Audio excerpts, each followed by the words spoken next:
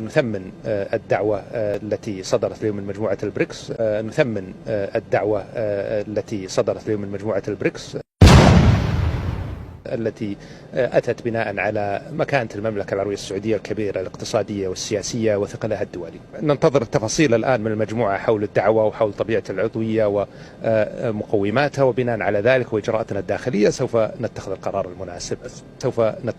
المناسب. احنا البنك البريكس شيء ومنظمة البريكس شيء آخر.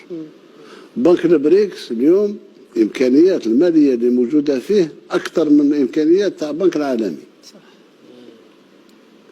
وحنا رانا شرينا أسهم، ننضم ولا ما ننضمش بنك البريكس راني مشارك في رأس المال تاعو $1.5 مليار.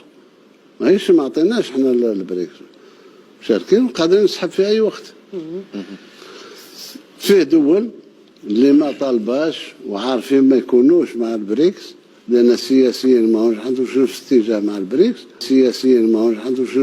مع البريكس، ولكن مشاركين في بنك البريكس.